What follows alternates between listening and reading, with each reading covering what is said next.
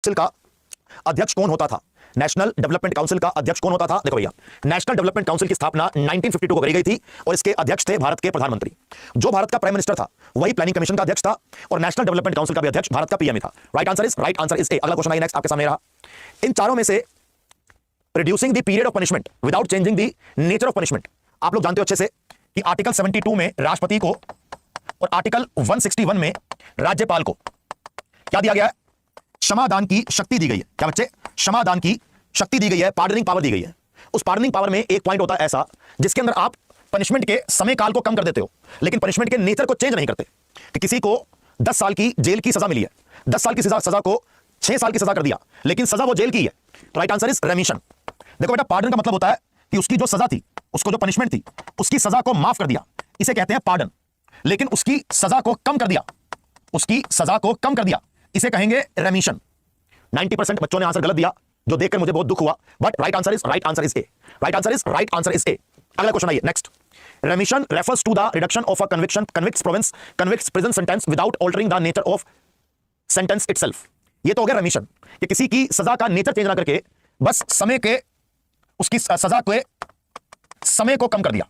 एक होता है respite. Respite refers to the president power to lessen a sentence due to special circumstances, कि मानो किसी लड़की को सजा मिली है, उसे कुछ प्रॉब्लम हो गई, वो प्रेग्नेंट है या कुछ डिसेबिलिटी हो गई है, तो यहां पर भी सजा को कम कर देंगे या सजा के नेचर को चेंज कर देंगे। ये होता है रिस्पाइट, ये होता है आपका रिस्पाइट। समझ गए? चलो अगला क्वेश्चन आइए नेक्स्ट आपके सामने स्क्रीन पर ही रहा। According to the constitution of India, Lok Sabha के टोटल सदस्य कितने हैं? लोकसभा के सदस्य के बारे में क्वेश्चन है कि लोकसभा के सदस्य कितने हैं। ये सारे क्वेश्चन आपके एनटीपीसी के ग्रेजुएट वाले एग्जाम में आए हैं और मैं आपको आगे चल के यही क्वेश्चन कराऊंगा सारे। ठीक है, एक बार जो बच्चा हमारे टेलीग्राम में है और क्लास को ज्वाइन करना चाहता है, मैं जरा एक बार क्लास का लिंक शेयर कर देता हूं कि भाई ये we are live join fast है जी, तो ऐसे रहेगा हमारा काम। ठीक है, क्या आंसर है इसका आंसर क्या होगा? देखो, हमारे लोकसभा में पहले थे 552 मैक्सिमम मेंबर्स और 545 प्रेजेंट मेंबर्स, लेकिन 2019 में जो ये 103 नंबर का संशोधन लाया गया और जिसको 2020 में लागू किया गया, उसके बाद मैक्सिमम हो गए 550, प्रेजेंट हो गए 543। तो इसके अकॉर्डिंग अगर देखा जाए तो मेरा आंसर होगा 550। Right answer is C. Right answer is C. 550 is the correct answer. अगला क्वेश्चन 100, मैंने यहां पर यहां मैंने गलती करी है, ये 103 नहीं है, ये 104 नंबर का संशोधन है। 104 नंबर के संशोधन के द्वारा जो एंग्लो इंडियन को रिमूव कर दिया, उसके बाद ये मामला बदल गया और 104 नंबर का संशोधन है। ये मेरी गलती है, मैंने 103 लिख दिया था। अगला आइए, अंडमान और निकोबार का हाई कोर्ट, अंडमान और निकोबार का जो हाई कोर्ट है वो कौन सा लगता है? कि अगर अंडमान निकोबार के मेंबर को हाई कोर्ट में जाना हो तो कौन से हाई कोर्ट में जाएगा? सर वो कलकत्ता हाई कोर्ट में जाएगा, सर वो कलकत्ता के हाई कोर्ट में जाएगा। कलकत्ता के हाई कोर्ट को लेके एक संशोधन याद रखना कि हमें जो 7वां संशोधन है, जो हमारा 7वां अमेंडमेंट है 1956 में, वो किसके बारे में बात करता है? कहता है कि 2 या 2 से ज्यादा राज्यों का साथ में यूनियन टेरिटरी का क्या हो सकता है? एक कॉमन हाई कोर्ट हो सकता है एंड एक कॉमन गवर्नर हो सकता है। इसीलिए हमारे भारत में 28 स्टेट्स हैं और हमारे भारत में 8 यूनियन टेरिटरीज हैं, लेकिन भारत में टोटल हाई कोर्ट कितने हैं? भारत में टोटल हाई कोर्ट है 25। भारत में टोटल हाई कोर्ट है 25, है ना भैया? चलो आगे बढ़िए नेक्स्ट आपके सामने क्वेश्चन रहा 5वां क्वेश्चन। भारत के राष्ट्रपति के पास किस तरह का विवेकाधीन शक्ति है? प्रेसिडेंट जो भी काम करता है काउंसिल ऑफ मिनिस्टर की सलाह के अकॉर्डिंग करता है, कि जो उसको काउंसिल ऑफ मिनिस्टर कहेगा राष्ट्रपति वही काम करेगा, लेकिन राष्ट्रपति कुछ काम अपनी मर्जी से भी करता है। क्वेश्चन यह है कि वो कुछ काम कौन से हैं? क्वेश्चन यह है कि भैया वो कुछ काम कौन से हैं? Answer is situational discretion.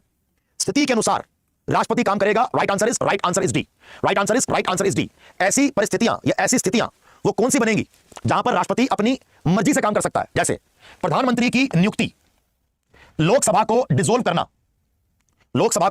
करना, ऑर्डिनरी बिल को एक बार रिकंसिडरेशन के लिए वापस भेजना, ऑर्डिनेंस अध्यादेश जारी करना। सर प्राइम मिनिस्टर को कैसे अपॉइंट करेगा? मानो अभी सरकार चल रही है और सरकार गिर जाए और किसी को पीएम बनाना है, तो प्रेसिडेंट अपनी मर्जी से ये देखकर पीएम बनाएगा कि किसके पास बहुमत हो सकती है, ये चारों काम राष्ट्रपति अपनी मर्जी से करेगा, सेल्फ डिस्क्रेशन से करेगा, और इसको सिचुएशनल डिस्क्रेशन कहा जाता है। इसको बेटा सिचुएशनल डिस्क्रेशन कहा जाता है। इन चारों में से सेक्युलर नाम का वर्ड कौन से अमेंडमेंट के द्वारा भारत के संविधान में जोड़ा गया? देखो जरा, अगर मैं आपसे 42nd अमेंडमेंट की बात करूं जो कि 1976 में हुआ, इसमें 2-3 वर्ड जोड़े गए भारत के प्रियम्बल में। एक जोड़ा गया सोशलिस्ट, एक जोड़ा गया सेक्युलर, और बेटा एक जोड़ा गया डेमोक्रेटिक। तो right answer is 42nd amendment 1976। Questions को देख के ये रियलाइज हो रहा होगा कि क्वेश्चंस बहुत ज्यादा डिफिकल्ट नहीं है। क्वेश्चन हमारे सारे ऑलमोस्ट पड़े हुए हैं। ये सारी जो जितनी भी शिफ्ट हुई हैं उन सारे शिफ्ट में से पॉलिटी के क्वेश्चंस को निकाला गया है और उसमें से कुछ 50 क्वेश्चन अलग करे गए हैं। मैं इसके बाद पॉलिटी का एक क्लास और भी लूंगा, वो भी एनटीपीसी के एग्जाम वाली होगी, है ना। अगला क्वेश्चन क्या है हमारा, if your fundamental rights are violated by the state which fundamental rights allow citizens to appeal to court. अगर किसी के मौलिक अधिकारों का उल्लंघन करा जाए तो हम ये बात कितनी बार पढ़ चुके हैं कि राइट टू कॉन्स्टिट्यूशनल रेमेडीज यानी कि article 32, right to constitutional remedies यानी कि आर्टिकल 32, जिसमें कहा जाता है कि सुप्रीम कोर्ट रिट जारी करेगा आर्टिकल 32 के अंतर्गत और हाई कोर्ट रिट जारी करेगा आर्टिकल 226 के अंतर्गत। ये बात प्लीज ध्यान रखिएगा। Right answer is B. अगला क्वेश्चन है नेक्स्ट आपके सामने रहा 8वां क्वेश्चन, किसी राज्य का मुख्यमंत्री, किसी राज्य का चीफ मिनिस्टर इन चारों में से किसके प्रति उत्तरदायी होता है।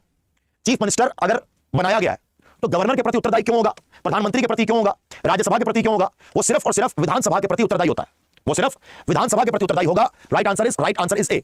जैसे प्राइम मिनिस्टर है, प्राइम मिनिस्टर लोकसभा के प्रति उत्तरदायी है, या काउंसिल ऑफ मिनिस्टर है वो लोकसभा के प्रति उत्तरदायी है, वैसे ही चीफ मिनिस्टर राज्य में विधानसभा के प्रति उत्तरदायी है, वो किसी और के क्यों होगा। अगर किसी को वाइस प्रेसिडेंट बनना है तो कम से कम एज कितनी चाहिए, 35 साल की एज चाहिए। देखो, आपको प्रेसिडेंट बनना है, आपको वाइस प्रेसिडेंट बनना है, आपको गवर्नर बनना है, एज चाहिए 35 साल की।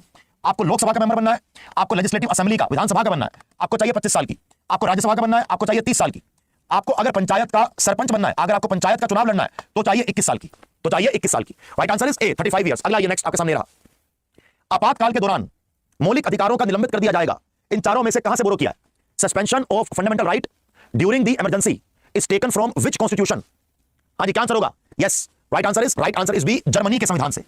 जर्मनी के संविधान से इस पॉइंट को बोरो किया। देखो, अगर इमरजेंसी के प्रोविजन की बात करी जाए वो हमने गवर्नमेंट ऑफ इंडिया एक्ट 1935 से बोरो करे हैं, लेकिन इमरजेंसी लगानी कैसे है ये हमने जर्मनी के संविधान से बोरो किया। Right answer is B. अगला ये नेक्स्ट, यूपीएससी, इन चारों में से यूपीएससी के मेंबर को अपॉइंट कौन करेगा। यूपीएससी का जो मेंबर अपॉइंट किया जाता है, यूपीएससी का अगर कोई मेंबर हो या यूपीएससी का अगर कोई चेयरमैन हो, इनके अपॉइंटमेंट की बात, डिस्क्वालिफिकेशन की बात आर्टिकल 316 में लिखी गई है। मेंबर हो, चेयरमैन हो, उसकी जो रिटायरमेंट की एज होगी वो होगी 65 ईयर्स। जो उसका टेन्योर होगा, जो उसका समयकाल होगा वो होगा आपका 6 ईयर्स। इन्हें अपॉइंट किया जाएगा भारत के राष्ट्रपति के द्वारा। राइट आंसर इज ए। इसको अपॉइंट किया जाएगा भारत के राष्ट्रपति के द्वारा, आर्टिकल 316 में लिखा है। अगला क्वेश्चन, इनमें से कौन सा पार्लियामेंट का एक परमानेंट हाउस है, संसद का इनमें से कौन सा परमानेंट हाउस है। What is the meaning of permanent house. जैसे लोकसभा को निलंबित किया जा सकता है, हर 5 साल के बाद नई लोकसभा का निर्माण होता है, तो लोकसभा परमानेंट हाउस नहीं है क्या, लोकसभा परमानेंट हाउस नहीं है। देखो, राज्यसभा को निलंबित राज्यसभा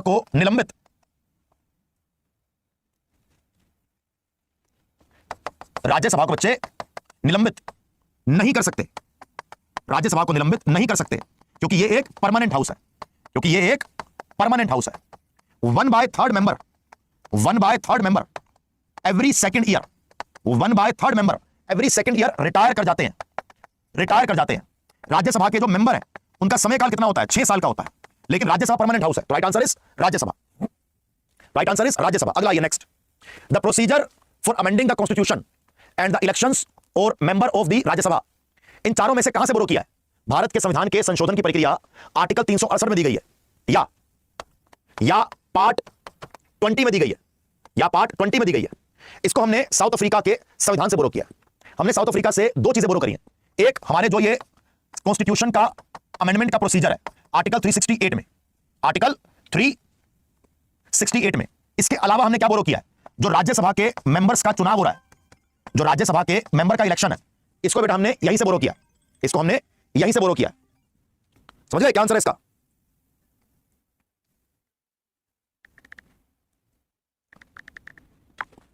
वेरी गुड, बहुत अच्छा। अगला ये नेक्स्ट आपके सामने रहा 14 क्वेश्चन, भारत के संविधान की संसदीय प्रणाली को इन चारों में से कहां से बोरो किया गया है।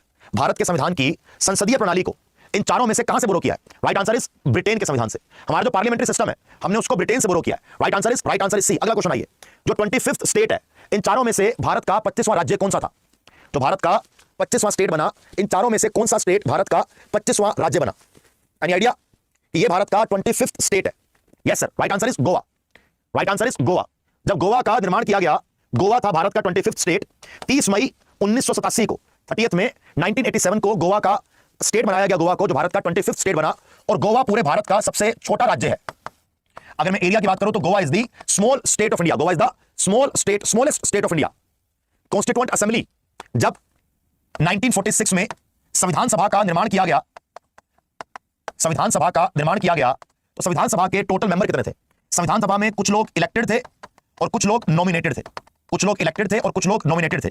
इलेक्टेड भी इनडायरेक्टली इलेक्टेड थे, इलेक्टेड भी इनडायरेक्टली इलेक्टेड थे। ठीक है भैया। संविधान सभा के टोटल 389 मेंबर्स थे। Right answer is A. Right answer is ए। अब ये 389 मेंबर्स कैसे कैसे डिवाइडेड थे? इधर जो प्रोविंसेस, जो प्रांतों की विधानसभाओं से चुनकर आए वो थे 292। तो 292 राज्यों से, 93 प्रिंसली स्टेट्स से। देखो ये 292 इलेक्ट होकर आए, ये 93 नॉमिनेट होकर आए। उसके बाद 4 लोग और भी हैं जो चीफ कमिश्नर प्रोविंस को रिप्रेजेंट कर रहे थे। दिल्ली, अजमेर, कुर्ग और ब्रिटिश बलूचिस्तान को रिप्रेजेंट कर रहे थे। तो 4 इनको जोड़ दो, कुल मिला के हो जाएगा 389। कुल मिला के हो जाएगा 389। After the partition of India जो ये नंबर थे ये 299 रह गए, क्योंकि मुस्लिम लीग पाकिस्तान वाले एरिया में शिफ्ट हो गए, है ना। तो टोटल रह गए इसके बाद 299, जिसमें से 229 ब्रिटिश प्रोविंसेस के थे, प्रांतों के थे, और 70 प्रिंसली स्टेट्स के थे। ठीक है। लेकिन जब 24 जनवरी 1950 जब भारत के संविधान पर सिग्नेचर करे गए, जब भारत के संविधान पर सिग्नेचर करे गए, तो कितने लोगों ने सिग्नेचर किया? जरा मुझे एक बार कमेंट बॉक्स में कमेंट करके बताइए, कितने लोगों ने सिग्नेचर किया? जरा बेटा मुझे एक बार कमेंट बॉक्स में कमेंट करके बताइए। Any idea? Right answer is 284। 284 लोगों ने सिग्नेचर किया था।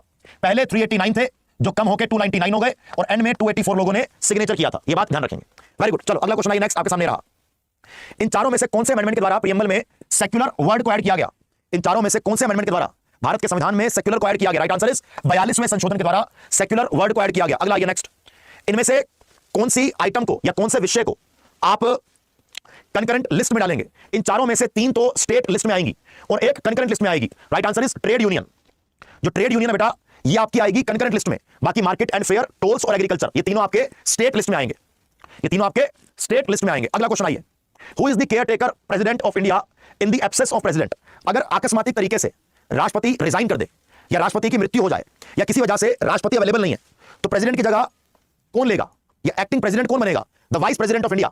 जो भारत का वाइस प्रेसिडेंट होगा वो बनेगा प्रेसिडेंट। अब देखो आर्टिकल 63 कहता है कि भारत का एक वाइस प्रेसिडेंट होगा। आर्टिकल 64 कहता है जो वाइस प्रेसिडेंट होगा वही राज्यसभा का चेयरमैन होगा। आर्टिकल 65 कहता है कि vice president as a president act करेगा अगर प्रेसिडेंट अवेलेबल नहीं है तो। Right answer is D. अगला ये नेक्स्ट आपके सामने रहा क्वेश्चन। किस अधिनियम ने भारत में डुअल गवर्नमेंट को एंड कर दिया? पूरे तरीके से भारत में इन चारों में से डुअल गवर्नमेंट का एंड किसने किया? पूरे तरीके से सर, पूरे तरीके से डुअल गवर्नमेंट का एंड किया government of India act 1858। Right answer is C, जिसको एक्ट ऑफ गुड गवर्नेंस भी कहा जाता है, जिसको एक्ट ऑफ गुड गवर्नेंस भी कहा जाता है। Right answer is C. अगला ये नेक्स्ट। स्पीकर और डिप्टी स्पीकर का जो ये पद है ये इन चारों में से किस साल के अंदर बनाया गया? ये स्पीकर भी होगा और डिप्टी स्पीकर भी होगा। ये पद कब बनाया गया? ये बनाया गया 1921 में। गवर्नमेंट ऑफ इंडिया एक्ट 1919 के अंतर्गत इन पदों को इंट्रोड्यूस किया गया, और 1921 में जो असेंबली बनी वहां पर इन पदों को मतलब स्टार्ट किया गया 1921। अगला ये नेक्स्ट। राष्ट्रीय और राज्य मानवाधिकार के आयोग के जो अध्यक्ष हैं, who can remove the member of national and state human right commission? आपका जो एनएचआरसी होता है और आपका जो एनएचआरसी होता है और आपका जो एसएचआरसी होता है, नेशनल ह्यूमन राइट कमीशन और स्टेट ह्यूमन राइट कमीशन का जो चेयरमैन है उसे रिमूव करने का अधिकार केवल और केवल प्रेसिडेंट के पास है। अपॉइंट भी प्रेसिडेंट ही करेगा और रिमूव भी प्रेसिडेंट ही करेगा। अच्छा, इंडिया का भी अभी रिसेंटली 2024 में 23 दिसंबर 2024 में भारत के नए इनको एनएचआरसी कमीशन के हेड को चुना गया। उनका नाम है justice V Rama Subramaniam. Justice V Ram Subramaniam ये भारत के नए नेशनल ह्यूमन राइट कमीशन के अध्यक्ष हैं। अगला ये नेक्स्ट। जब एवरीडे पार्लियामेंट का सेशन स्टार्ट होता है तो शुरू के 1 आवर को क्या कहते हैं?